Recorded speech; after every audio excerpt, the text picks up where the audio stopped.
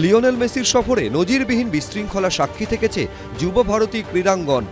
ভারতীয় ফুটবলের মক্কা বলে পরিচিত কলকাতার ভাগ্যে জুটেছে লজ্জা। এবার স্বয়ং লিওনেল মেসির পোস্ট করা ভিডিওতেও জায়গা পেল না যুব ভারতী ক্রীড়াঙ্গন। ভারত সফর থেকে ফিরে 1 মিনিটের এই ধন্যবাদ জ্ঞাপনের ভিডিও পোস্ট করেছেন মেসি, কিন্তু সেখানে যুব ভারতী ক্রীড়াঙ্গনের কোনো ছবি নেই।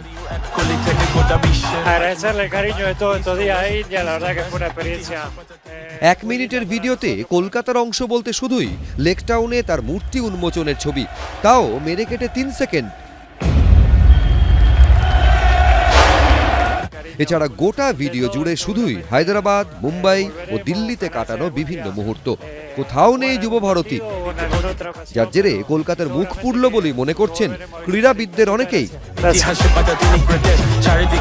আমাদের কাছে খুবই লজ্জার, কারণ মেসি সবার প্রথম কলকাতায় পা রেখেছিল, কলকাতা থেকে যাত্রা শুরু করেছিল।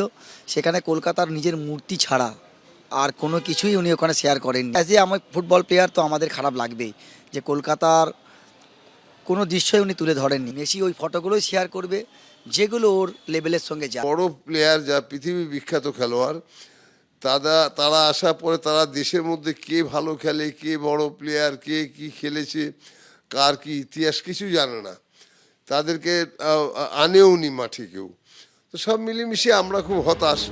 কলকাতায় সুজিত বসু, অরূপ বিশ্বাস, হায়দ্রাবাদে রাহুল গান্ধী, রেবন্ত রেড্ডি, মহারাষ্ট্রে দেবেন্দ্র ফডনবিসের সঙ্গে দেখা করলেও কোনো রাজনীতিবিদের সঙ্গে ছবি নিজের ভিডিওতে রাখেননি মেসি। 1 মিনিটের এই ভিডিও পোস্ট করে মেসি লিখেছেন, নমস্তে ভারত। দিল্লি, মুম্বাই, হায়দ্রাবাদ ও কলকাতার সফর অভাবনীয় ছিল। উষ্ণ অভ্যর্থনা, দারুণ আতিথেয়তা এবং আমার গোটা সফর জুড়ে এত ভালোবাসা দেওয়ার জন্য ধন্যবাদ। আমি আশা করি ভারতে ফুটবলের উজ্জ্বল ভবিষ্যৎ রয়েছে। অর্থাৎ কলকাতায় সবার প্রথমে এলেও মেসির পোস্টে তার উল্লেখ রয়েছে বাকি 3 শহরের পর। মেসির ভিডিওতে পশ্চিমবঙ্গ থাকবে কি করে? বরং মেসি তো পশ্চিমবঙ্গের ওই মেসি ভিডিও না দিয়ে কিছুটা পশ্চিমবঙ্গের মান রক্ষা করেছেন। মেসি বিচক্ষণতার পরিচয় দিয়েছেন, বাংলার সম্মান রক্ষা করেছেন, বাংলার সম্মানকে মাটিতে মিশিয়ে দিয়েছেন মাননীয়া এবং তার ভক্তকুল। এই ধরনের পরিস্থিতি তৈরির জন্য উদ্দেশ্য প্রণোদিত চক্রান্তের বেড়া জেলে গন্ডগোলটা করানো হয়েছিল কিনা আমরা তো সেটারই তদন্ত চাইছি। হায়দ্রাবাদ, দিল্লি, বোম্বেতে একজনও সিকিউরিটি নেই মেসির পাশে, মানুষ দেখতে পেয়েছে। তাহলে কি এটা পরিকল্পনা ছিল যে প্রথমে নিরাপত্তা রক্ষী দিয়ে ঘিরে দাও যাতে লোকে দেখতে না পায়?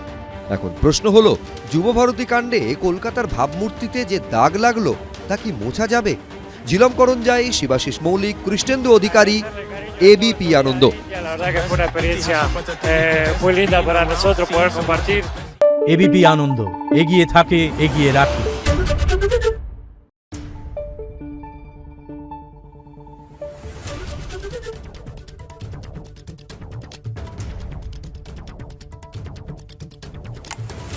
Thank you.